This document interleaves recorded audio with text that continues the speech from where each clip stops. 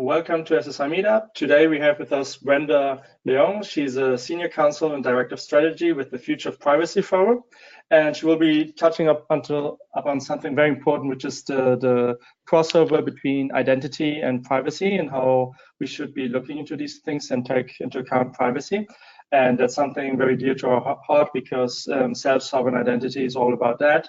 And I look really forward to the session. If we go to the next slide, just let me briefly explain to everyone listening what objectives are of SSI Meetup.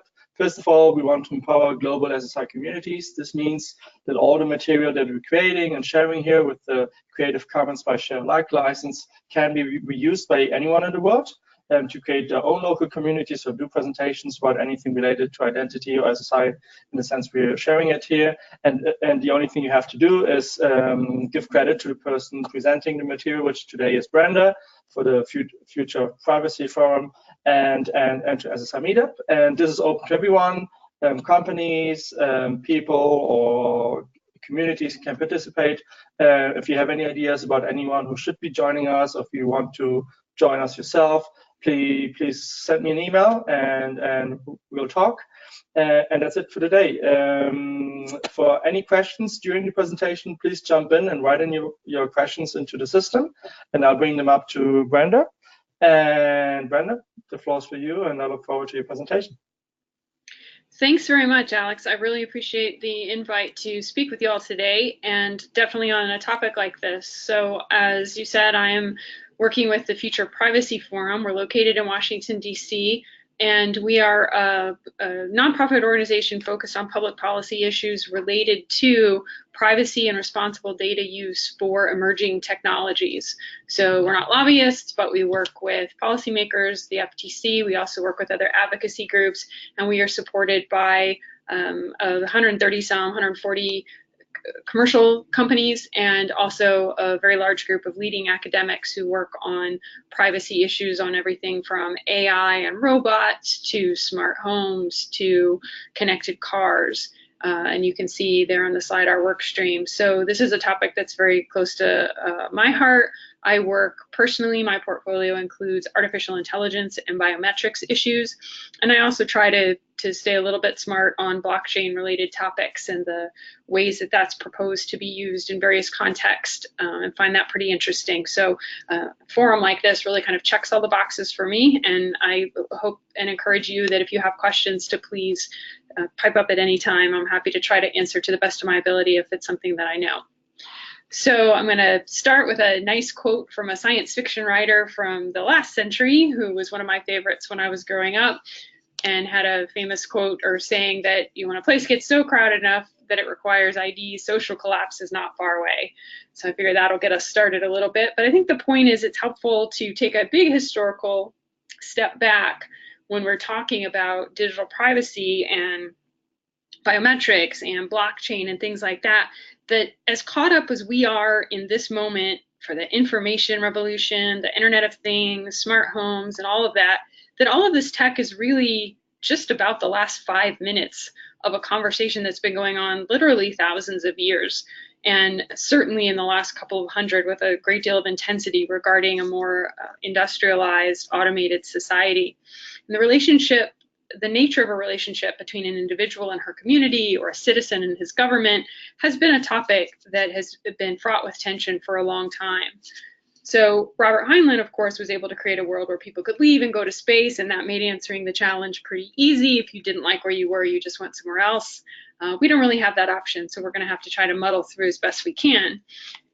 Conversely, where we are today in our world, we've made it a goal to have legal identity for all in the next 12 years-ish, including birth registration, which may not sound like a lot to those of us in the context of people that we're talking with here today, but of the 7 billion-ish people on the planet, over 1 billion of them do not have identity, a legal identity in the sense of birth certificates and things that we're used to.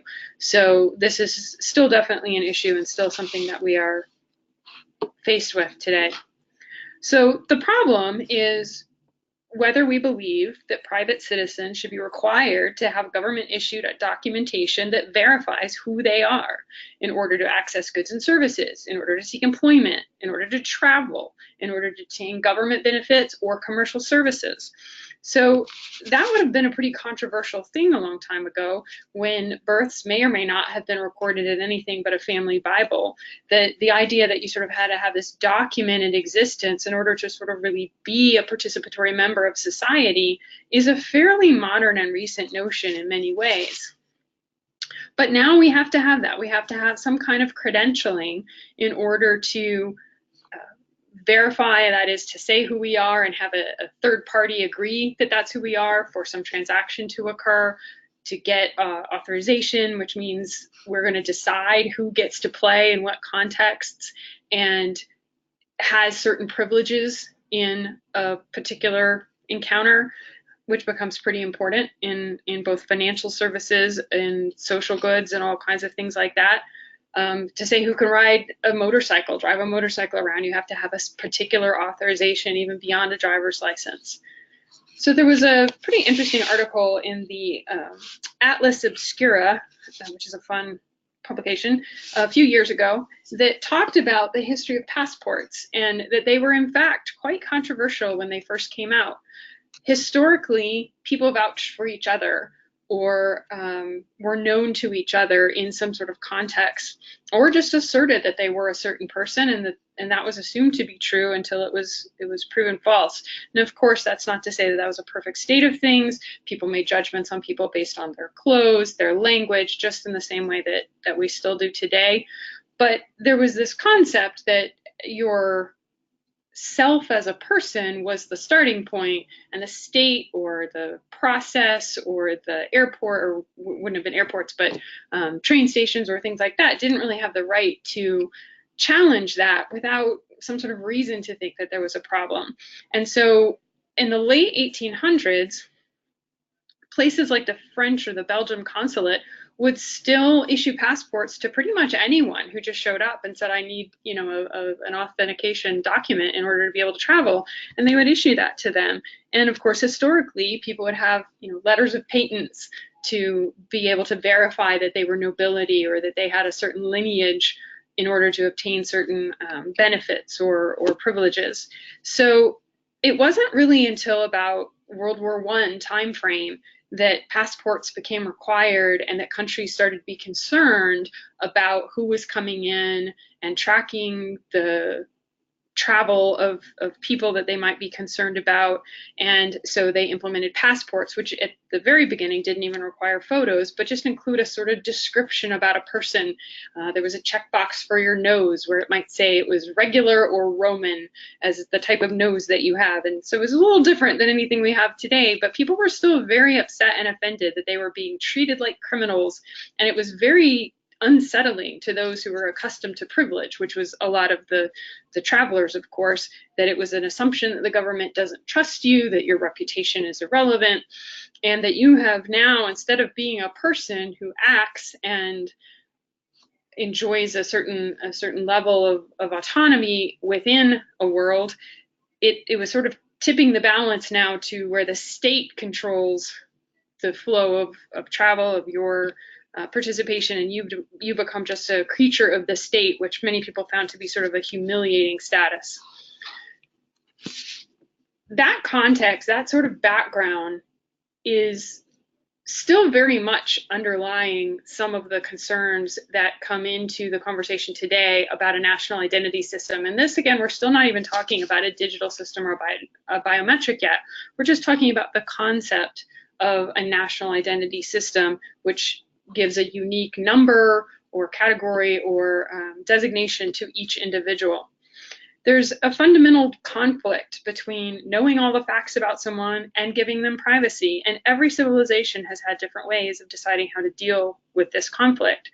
So modern societies, many of them have, pretty much all of them have some sort of ID, whether it's implemented broadly as a national ID, whether it's broken up, like as in the US, which we'll talk about more in a minute, by states or things like that. It could be a DNA registry, it could be fingerprints, it could be a lot of different things. But it's the creation of a unique citizen status that then enables you to participate in that society and that nation and the benefits and the opportunities and the systems that it offers. Unfortunately, however, government's not always being in existence only to serve the needs of their people.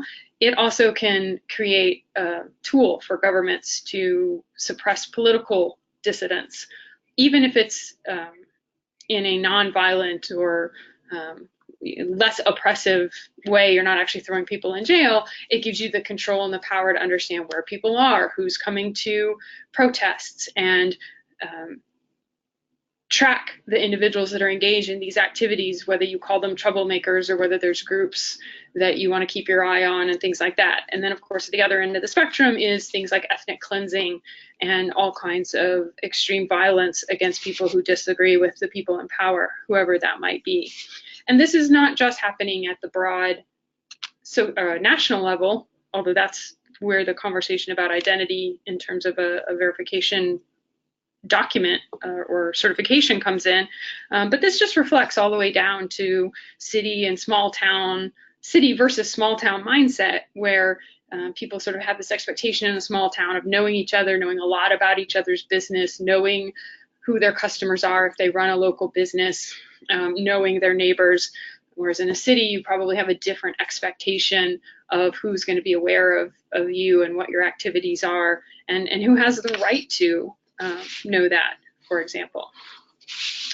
That is also reflected in cultural values across countries and communities that have different priorities, different levels of value associated with the needs of the community versus the needs of the individual, how to balance that. There are also just literal and practical challenges for things like societies where there's inconsistent spelling of names, or there is the tradition of two people who get married keeping different names, and the practical challenges of tracking and keeping tied together people in different contexts who have some sort of relationship. So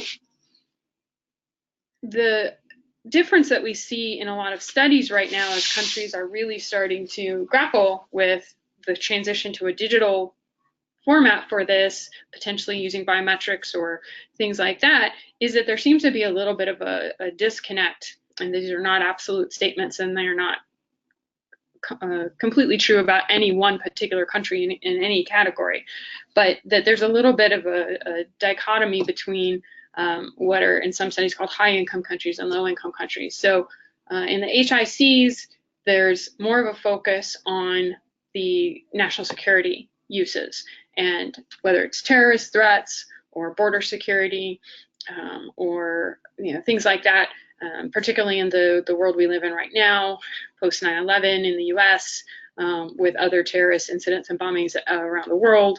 And so that's one of the focus of those countries, and they're in many cases appear to place what many people might feel is a restriction of personal liberties on their population in order to meet those threats successfully. So if you're tracking all of the people coming in and out through an airport, most of the people that you're tracking are not terrorists by a very, very, very, very, very large percentage. But you're willing to sort of trade off having all that data on those people that are your citizens doing legitimate travel, which they're fully entitled to do, in order to try to catch that one bad guy in whatever context that might be. And some people will say that's a fair trade-off. The concern is that if we put in that sort of surveillance technology, whether it's using facial recognition, whether it's using our RFID cards, whether it's using a conglomeration of data from different sources, from cell phone tracking to other sorts of check-ins that people might do, is that governments will find new ways to use that for things that don't justify it. And so, for example,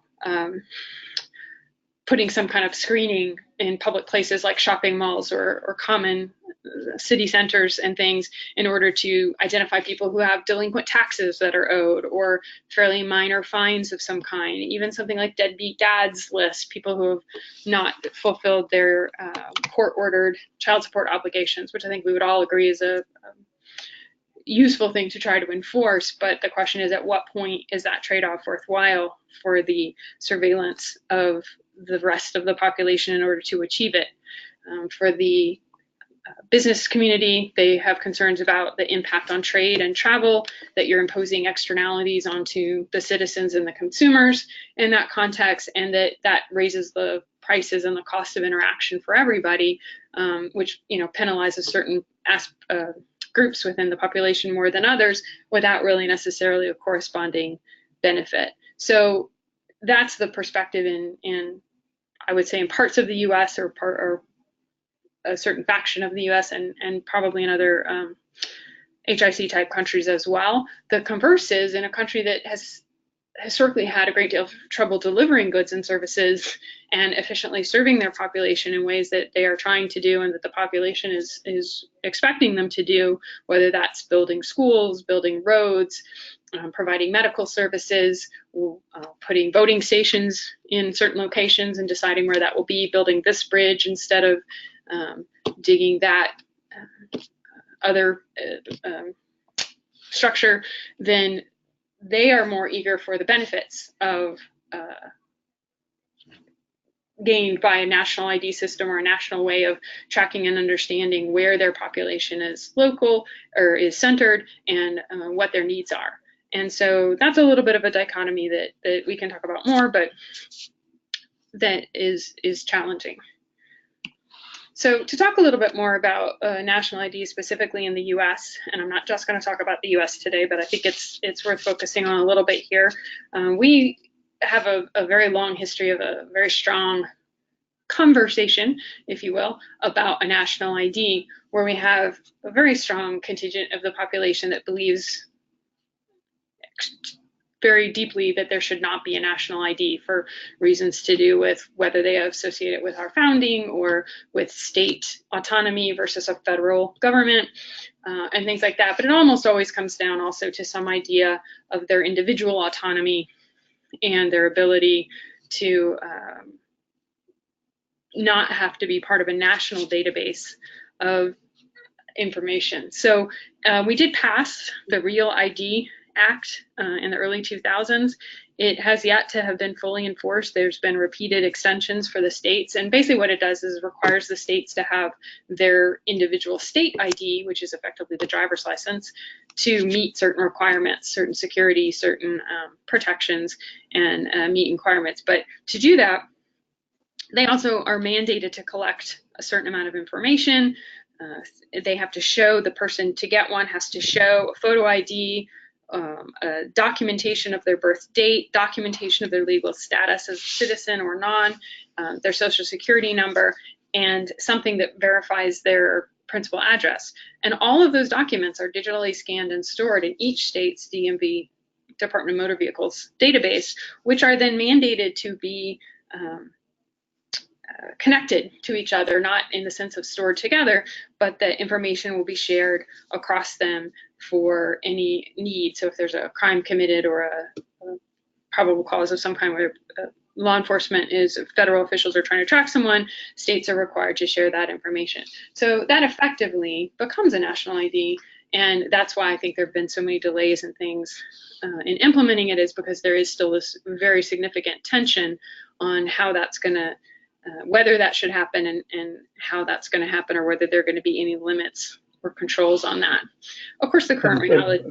Brenda, just one little question here. Carl is asking, why is it like that in the USA and the UK, and people are much more reluctant to create these national ID systems? Is it something from the Anglo-Saxon world that there's a culture like that, and if so, why? That's a really good question, and I'm not sure that I probably have all of the best information to answer it, but I can certainly share my opinion. And I don't know if I can speak to the UK as much, but I know at least for the US, we have a very deep historical distrust of a strong centralized government. It's sort of the foundational principle of our country's creation. The revolution was very much a distrust of excessive power in a centralized form. At that time, it was a king.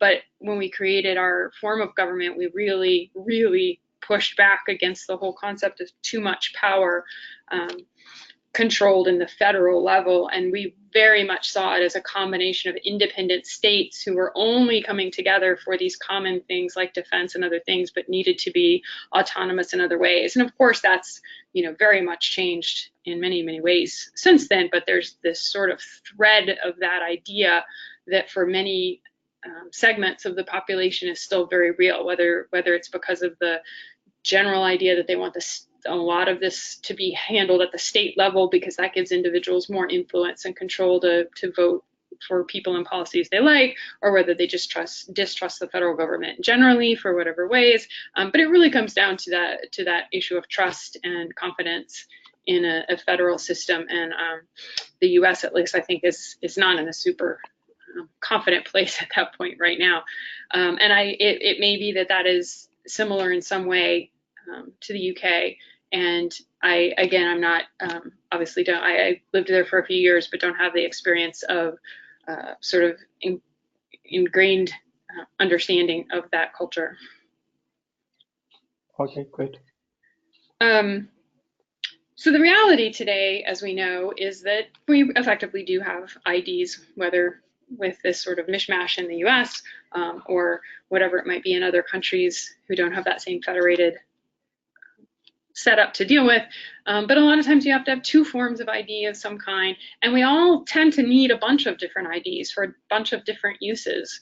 I can't use my driver's license, no matter how good it is on the Real ID standard, to check out a book at the library or to buy something.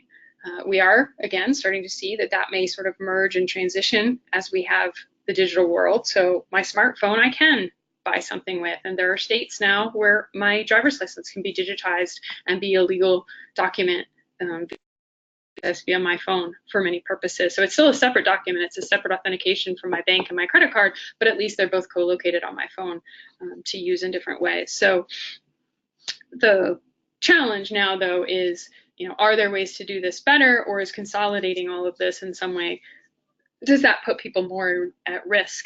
And one of the conversations, of course, especially as in a few minutes from now, we get more into biometrics, is the issue of passwords. And the way we're doing things now is really clearly not very secure or sustainable, but we haven't yet come up with something wholesale to replace it, at least that's widely accepted and in place. And maybe that's what biometrics will be. Official national IDs are already in existence. I've put some of the countries here that have it. Most of those do consist of a number, some sort of unique number being assigned, which can be used for many purposes, at least for government agency access to goods and services, maybe not commercial opportunities. And it does require the submission and maintenance of a lot of extensive personal data, which again, some people are not comfortable with in terms of what then is a government going to do with that data. So those are some of the challenges as we now sort of acknowledge the world we're in and look at how is the digital environment affecting this with the last, say 20 to 25 years of an internet and 10 years of smartphones, and where is that all taking us? It is vastly beyond anything that we have faced in the past in terms of the creation and understanding of data.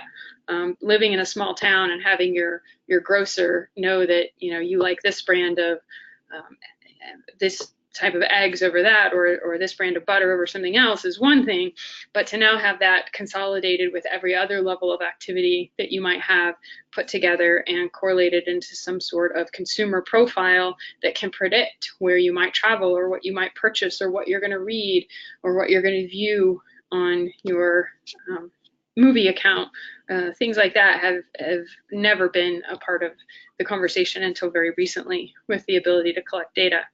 So accuracy is a real important part of this. If we're talking about the government IDs and the ability to track and issue, if national IDs are required for an employment check or an employment status, which in many cases they are, in the US at least, we have something over 65 million people who either change jobs or enter the workforce each year, and that number's quite a few years old, so it's probably quite a bit more than that now.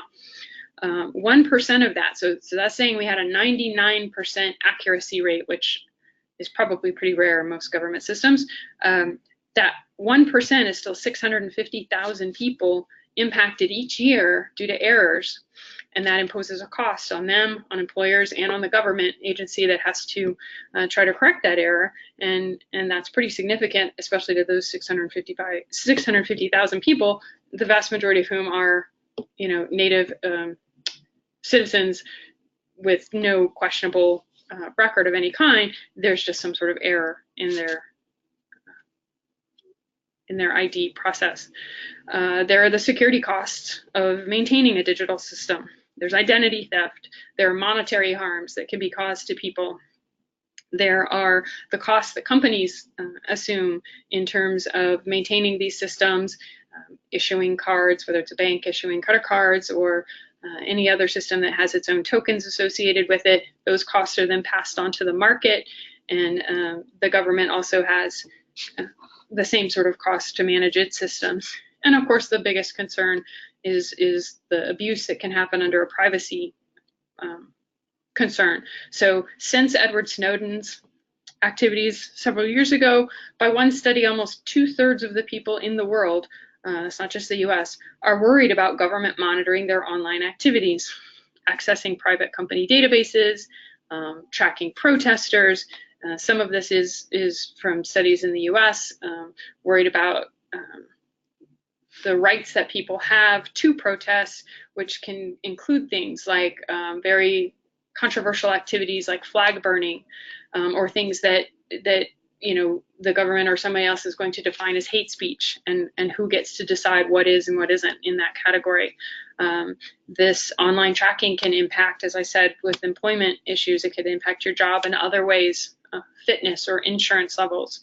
It can impact travel, who gets to buy weapons, who controls access to criminal records and corrections for those, and of course the political values and suppressing dissent of some kind or anything that disagrees with whoever the reigning government party might be.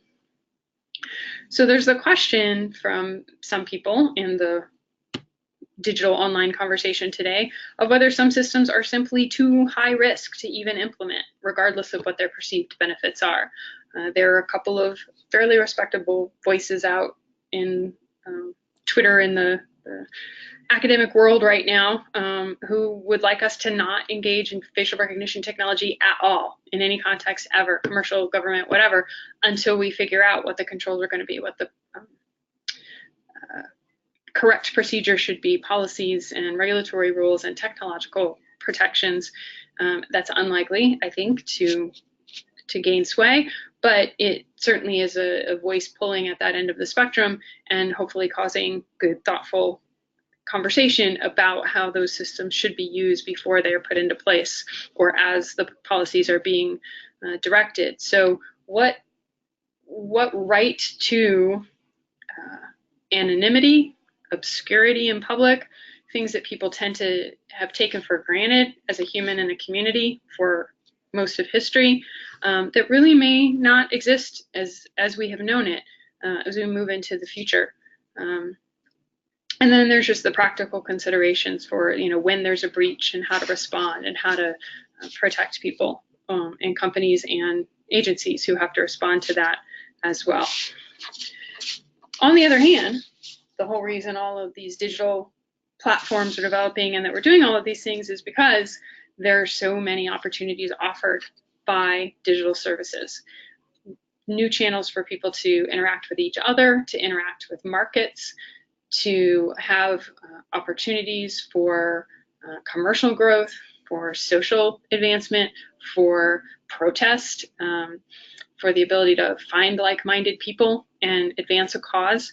So we're building an infrastructure for this, and yes, the internet is already out there, but it's certainly not static. It's been changing all the time ever since it first began, and we're developing new applications all the time and new connections to it all the time. Smart homes, Internet of Things, and companies and individuals and governments all need to be considering, as we're doing that, what are the conveniences that we want, what are the benefits we gain, and what are we willing to do to get them, and what kind of protections should we be thinking of putting in place to minimize any risks for the data that we're providing.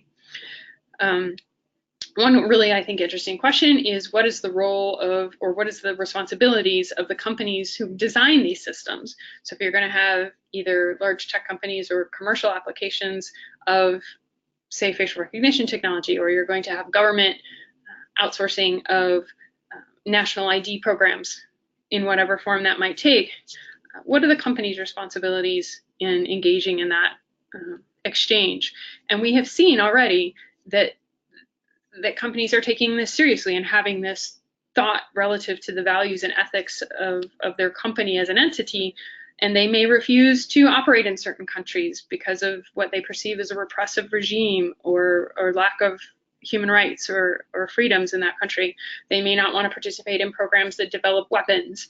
They may not want to agree to any sorts of regulatory requirements that force them to compromise the privacy of their customers by agreeing to share personal data of their customers with law enforcement or many other contexts. So I think what the definition of the role of an ethical company is very much getting a lot of attention right now, and hopefully rightly so, in the same way that maybe several decades ago, the whole concept of an environmentally green or friendly company was just starting to gain traction. It was not something that people had thought about in the decades prior to that, but as we begin to understand the interactive nature of industrial practices and business and how companies played a part in that, they started to take responsibility and take actions based on that set of values for the environment. I think that we'll start to see that now, are already starting to see that now with privacy issues and data responsibility.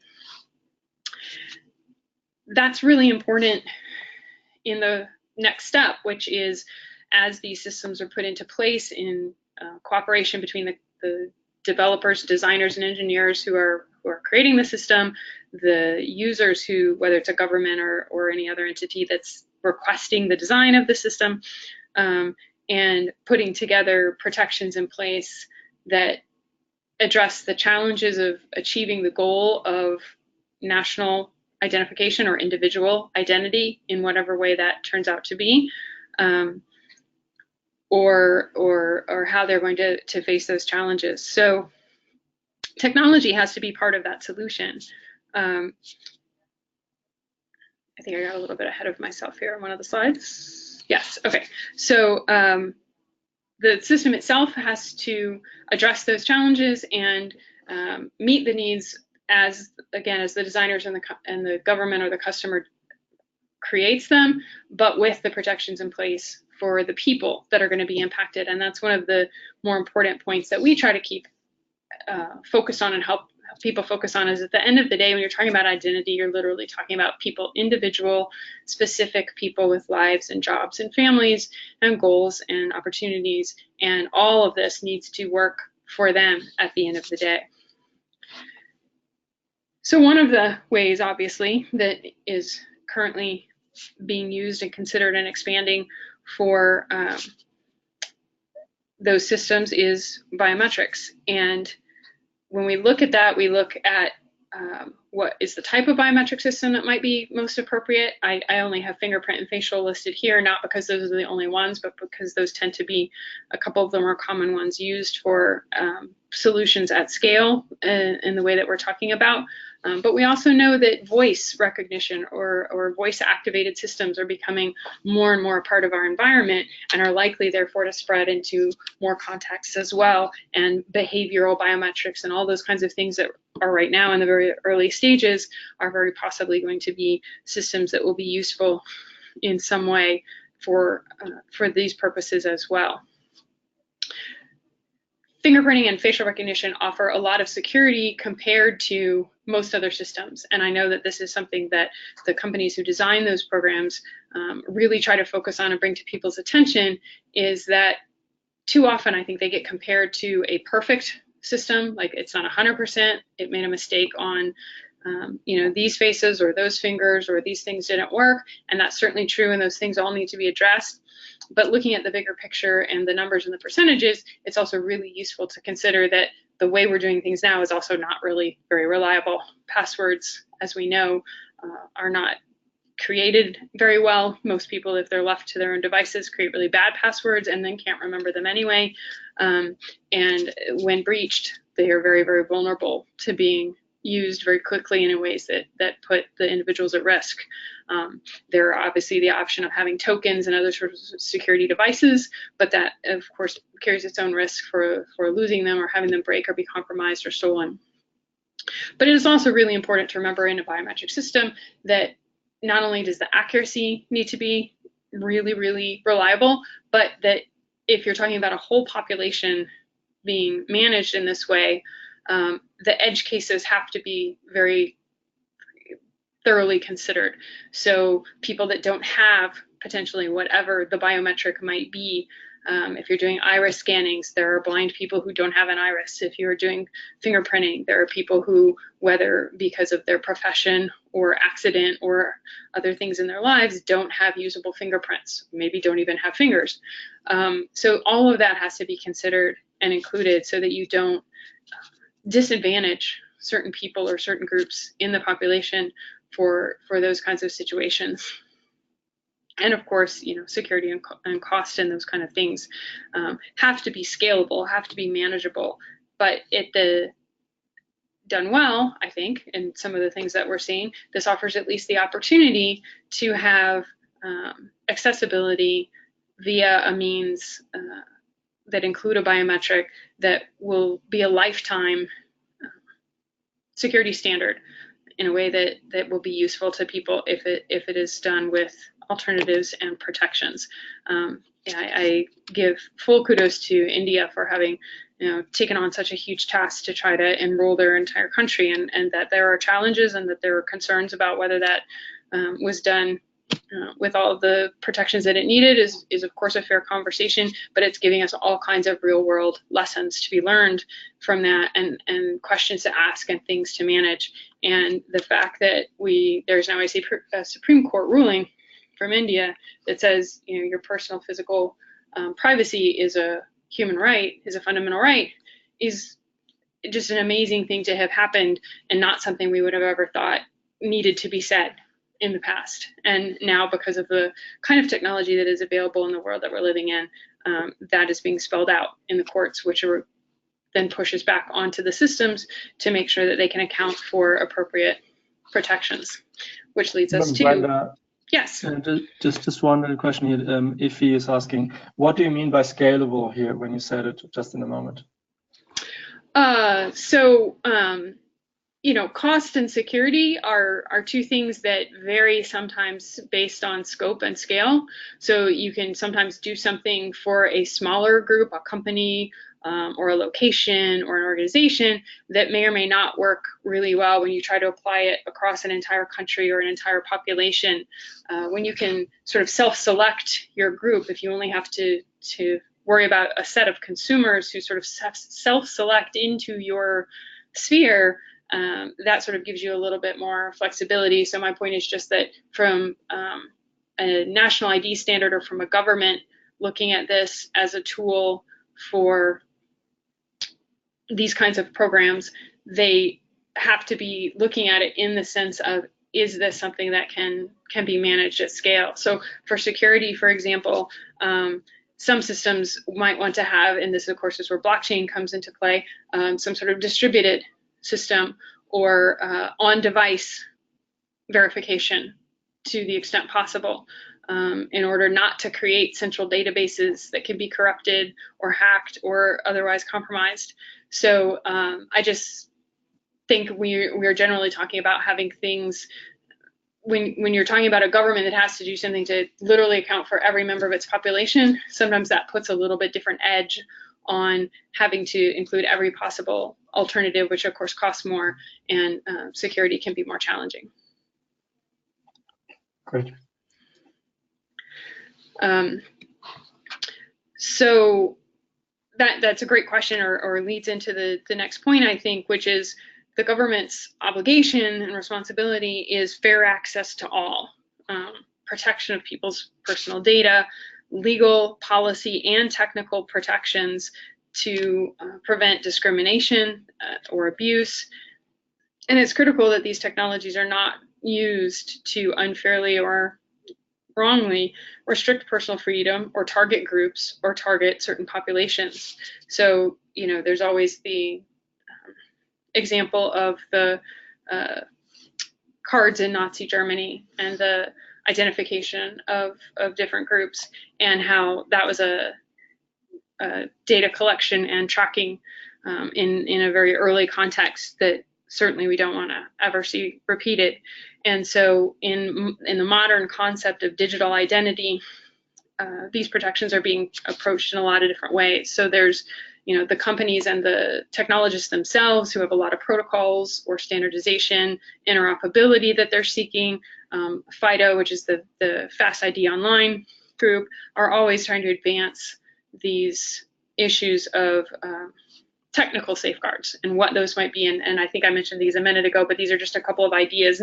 This is not to say that distributed or decentralized data or on-device standards are always the right answer in all cases, just that those are the kinds of things that can be used in a technical sense to protect. And then we have, regulatory protections. We need to have independent oversight. There needs to be channels for appeals and correction.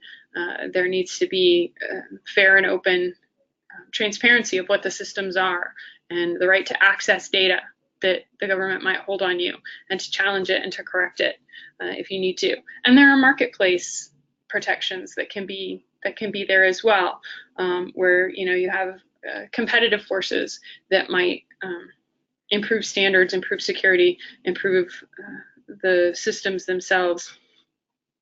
And that can also be an area for, I don't want to say for concern, but I mean, it can also be an area that is challenging, because there's the question of who gets to set the standards, who gets to provide the platforms, in terms of what the common interoperability is. Does everything have to be machine readable? Does this disadvantage smaller businesses or people outside this system who don't have the ability to adapt to it as quickly? And what the verification model would be across different companies and providers. So we've seen that sort of impact from, for example, cell phone providers, or from edge providers and ISPs. So it's the kind of thing that I think can have pros and cons, but it definitely is part of the conversation to provide those protections. Brenda, there's like a long question here. I'm just gonna summarize it. Okay. Because you mentioned before community and the rights of the individual, and how does this relate to open source projects but also to identity?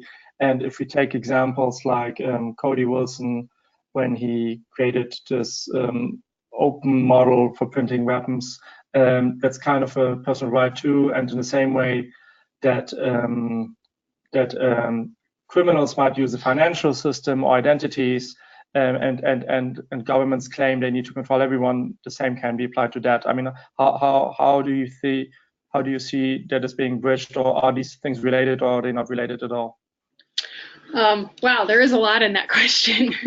Yeah.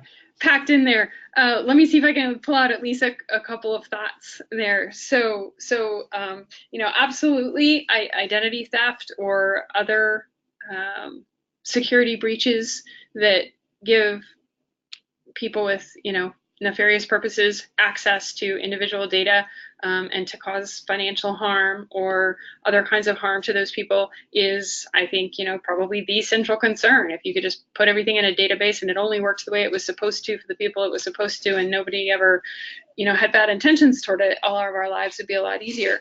But I think the important thing to remember is that the intentions of those people are not new. It's just the platform and the area where they're operating is. And so, as 50, 60, 70 years ago, as credit became a more common way of buying things and people began to have credit cards, it was a constant back and forth of a new capability, a new way of handling money as an individual, as opposed to, maybe businesses did exchanges like that before, but now an individual can just get credit very easily and operate. But then, of course, people could compromise that, steal that, or gain access to that. And so there's that constant back and forth of stronger protections, stronger attacks, stronger protections, stronger attacks.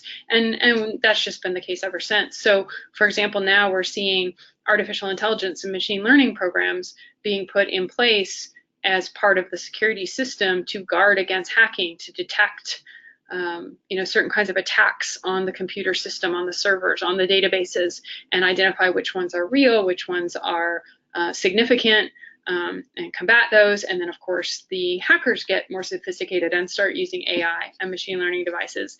And if we're going to have these systems, if we're going to have the kind of banking and the kind of economies and the kind of digital world that we seem to be pretty ingrained in having at this point, I think that's just going to continue. And so yes, I don't know that bad guys are any more likely to be bad guys now than they ever were.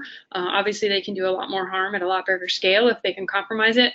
But by the same token, that's why we have to have the protections in place and try to prevent that. And again, whether biometrics can be better than passwords or other systems for that, is a good question. If they are, that still doesn't mean they're going to be a perfect system, and they can still be spoofed or they can still be compromised.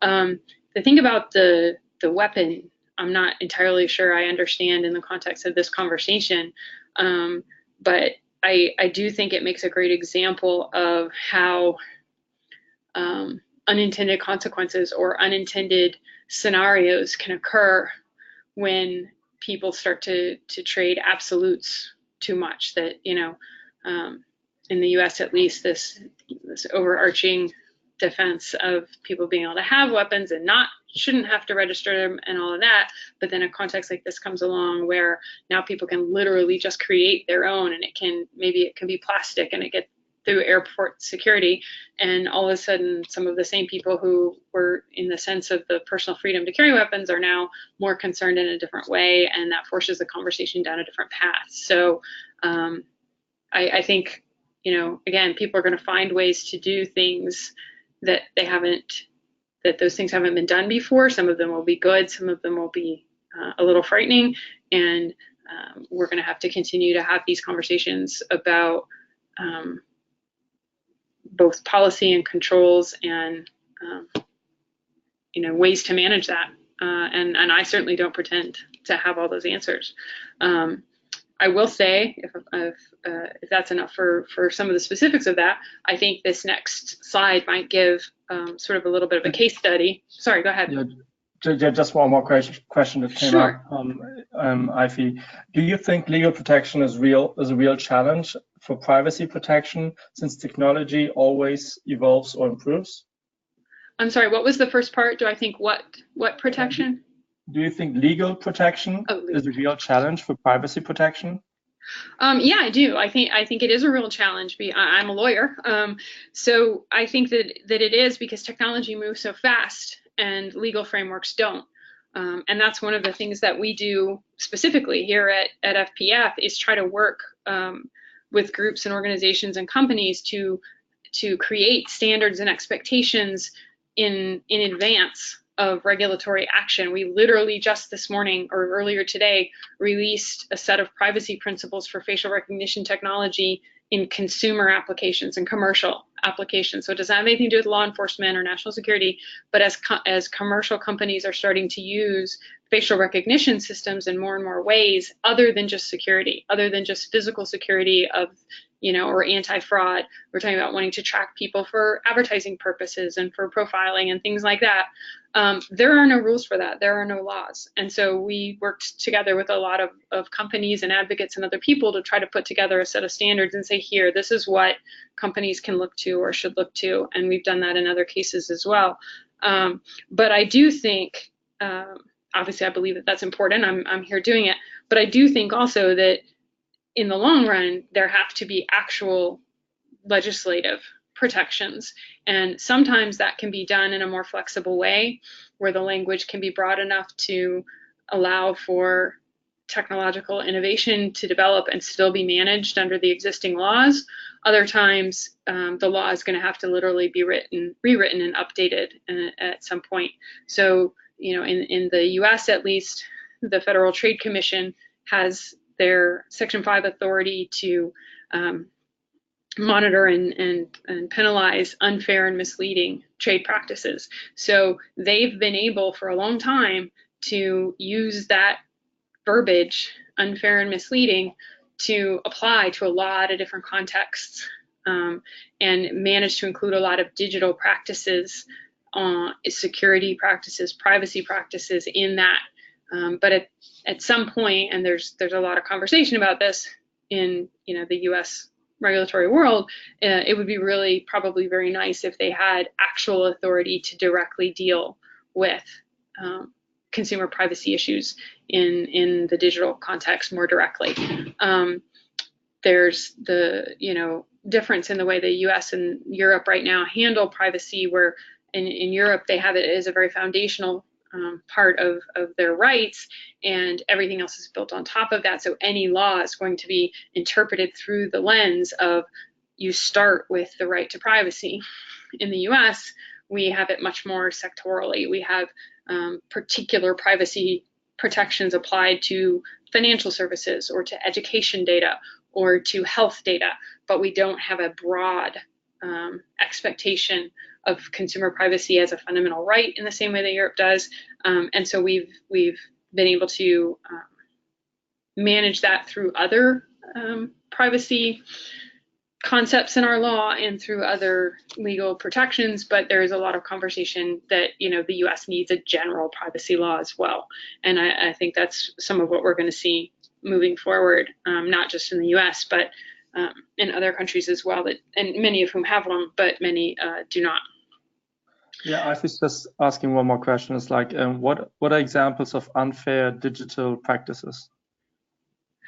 So a lot of times what it comes down to is, and these are some of the little standard terms of art that the FTC uses or that the courts use. It's reasonable expectations. So if a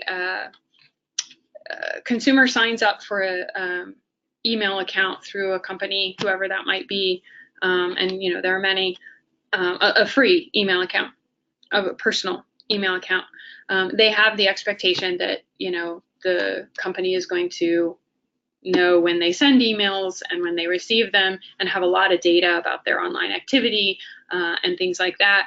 But there was an expectation, at least for a long time, that the company wasn't going to be reading their emails, wasn't going to see the content of the emails.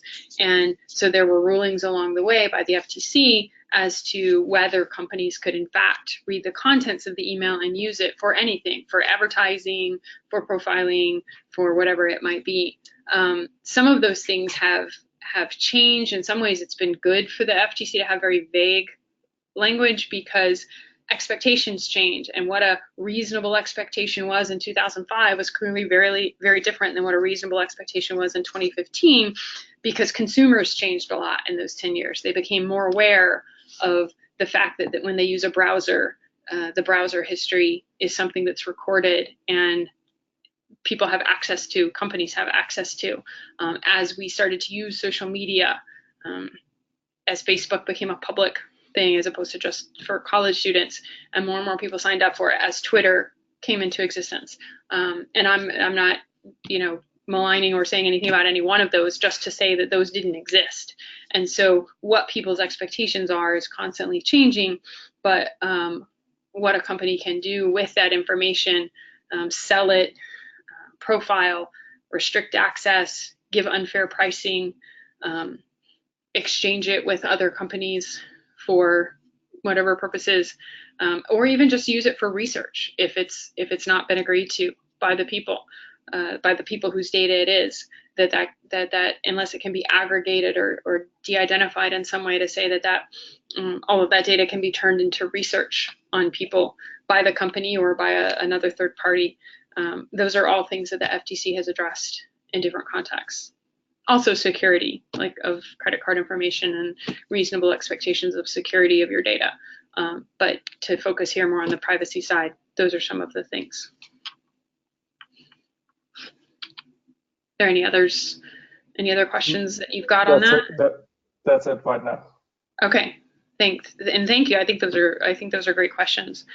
So I just want to give this little quick example because the EDPS just put this response out in August for a proposal to strengthen the security of ID cards, of EU ID cards. And I didn't link, or I didn't reference the proposal itself. This was the opinion that came out that responds to that proposal and sort of like breaks it down and says whether it's good or bad and what the good things about it are. But it's, affects all of the EU identity cards and residence documents, and specifically because it talks about biometric data. I thought it was interesting. So the proposal includes the collection of both fingerprints and facial recognition technology as part of the security the standards for these cards, and that obviously is a pretty high level of uniqueness and accuracy, but that's a lot of sensitive data, and in the EU under the GDPR and various other contexts, that's all considered sensitive data, which is a special subset of personally identifiable information, which means that it gets even extra protections and more limitations on the handling or sharing of that data, and more rights for the person whose data it is. And so the response, the opinion is challenging whether it's really necessary to collect both biometrics. Maybe one or the other would be sufficient. And it also, the EU has different levels of requirement justification, basically, for when you're going to include a biometric in something. You have to sort of have a reason for it. You can't just decide that would be nice to do as your way of handling or enrolling people or measuring something. But in the case of fingerprinting, they point out that would fall on, their opinion is that would fall under the strict necessity. In other words, that's sort of the only way to get that particular goal accomplished.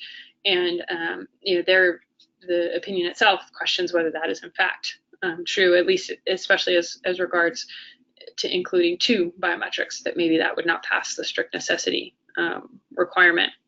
So policy safeguards are certainly necessary. This goes back to the regulatory and legislative part.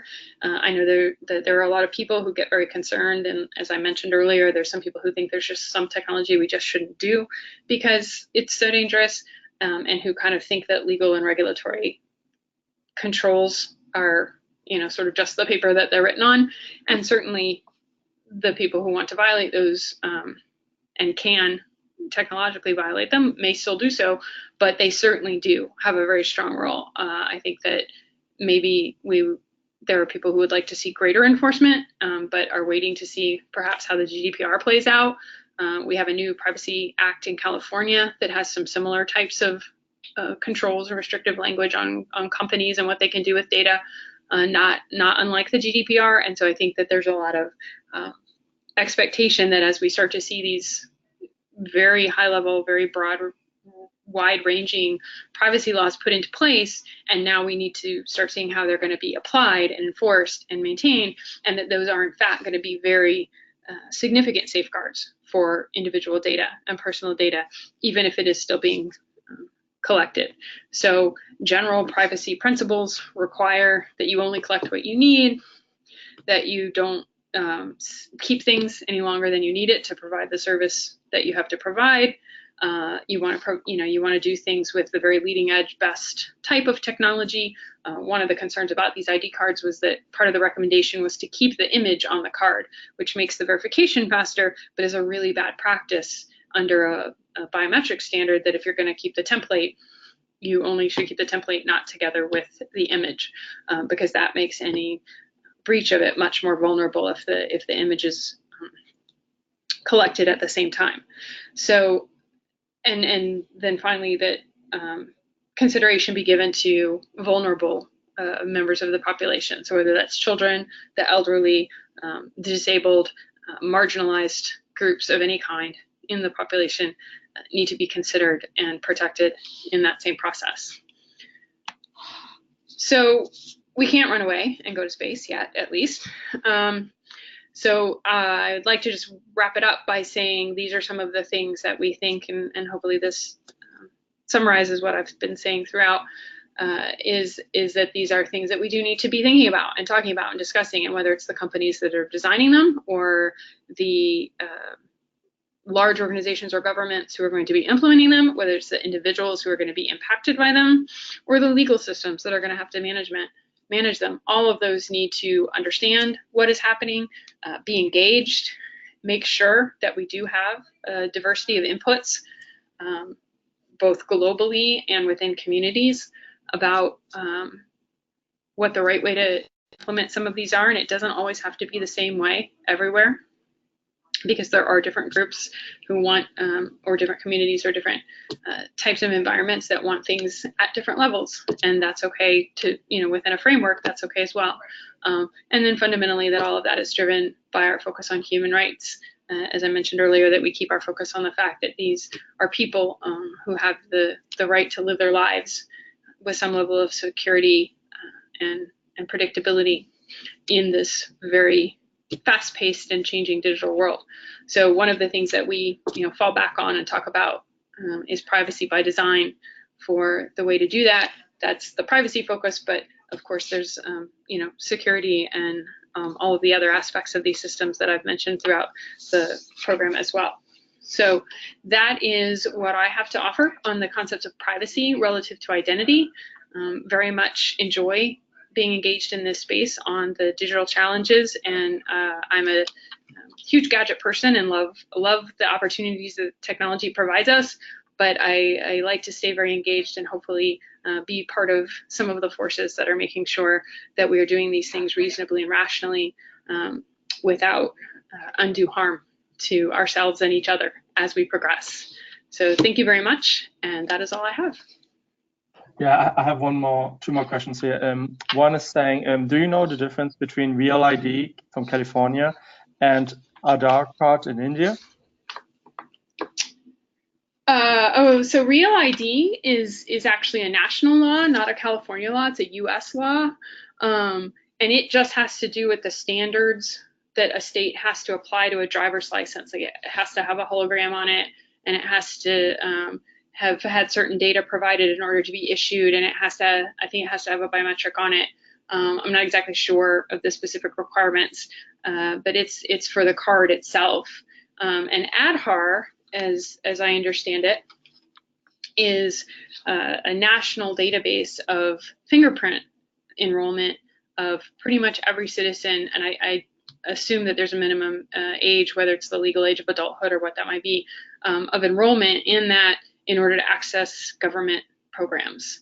And it was originally proposed as an optional or voluntary enrollment, but as it was implemented, it was more or less a mandatory requirement, and that caused obviously a lot of concern by privacy advocates in India.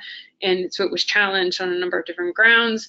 And as I mentioned, the Supreme Court ended up ruling that it could not be mandatory without certain protections and carve-outs. It did also have a lot of practical challenges in terms of actually just getting everyone enrolled and keeping the data straight. I think it's had a couple of compromises to the database of different kinds. And, so that's a big job. So a lot of people in India, and that's a level of effort that I think we haven't seen before. So I think there's a lot of real-time lessons learned to be gained from that. But I think it's a really different system than the Real ID. Because the Real ID is literally just for driver's licenses or state ID. So you're still not mandated to get one. I mean, obviously, the vast majority of the population is going to have one, whether they drive regularly or not. But you don't technically have to. And there are many, many people in the US who don't have a state-issued ID card, whether driver's license or just a state-issued ID, and that always comes up during our election cycle, because the question of whether they should have to have one in order to vote, which at the present time our Supreme Court has said they don't, but many states are trying to make de facto required. So kind of very different systems right now. Excellent. There's another question from Iffy. He's asking, is it possible to converge governments on human rights, since the definition of human rights varies across the globe? I'm sorry, so you repeat the first part? Is it possible to what with nation? To convert, is it possible to converge governments on human rights? Is it possible to make sure that governments agree on what the definition of human rights is? As the definition changes across the globe? Sure, yeah. I would love to be able to just say, yes, we can, and find a way to do that. Obviously, that is the crux of it, is that in the same way that I was talking about states and federal tension in the US, we have independent national preferences in the across the globe that sometimes are at odds with other nations' practices and priorities, and yet we're all trying to operate together. So obviously organizations like the United Nations operates globally, and then the World Bank, and then there are groups that are of slightly smaller, less than the entire globe, but still encompass large portions of the globe in different contexts, whether it's large portions of Asia or of Europe or Africa. And so those groups can work to bring nations into alignment or into some sort of compromised agreement for minimum standards. And I think that at the UN there are the I'm blanking at the moment, but the universal standards for human rights, which include things like clean air and clean water or access to water and things like that, where we try to agree on at least a very fundamental set of, just as a person in the world, you should be entitled to live a life with at least these things available to you. And it is hard. Even at that level, you don't have 100% agreement. And so that certainly is a big challenge. And to some degree, it doesn't have to be exactly the same in terms of implementation everywhere. As far as the actual human rights agreement, I don't know that it ever will be, just because there's a lot of us in a lot of countries, and different people have different values. So if we can at least work together to seek minimum common standards, I think that'll get us a long way. And that's what obviously the UN's function is and goal is, and we do that in many ways. But it's not going to be easy. Excellent. Okay, I think these are all the questions, the normal questions. So, Brenda, thank you very much for your time. It was a pleasure to have you with us here today. If anyone wants to listen to this later again, we will be publishing it probably in the coming day, in the next 24 hours. You will be able to watch the recording, get the slides, as always. Sign up to the newsletter where you can listen to the next ones coming up. The next one coming up will be in 2 weeks, where we will talk about zero knowledge proofs, which is a key thing for privacy and also for self-sovereign identity. And we will share it, as always, in our Telegram channel, Twitter, and so on, where you can follow all these things. And also, I would like to remind you that the Internet Identity Workshop will be taking place by the end of October. And if anyone wants to go there, we have a 20% discount code, and that's kind of the main place in the world to learn about identity. So if you want to go there, just ping me. And Brenda, thank you again for all the insights about privacy and identity, and I hope you enjoyed it too. Yes, thank you very much. Appreciate it. Okay, thank you then. Bye-bye, everyone.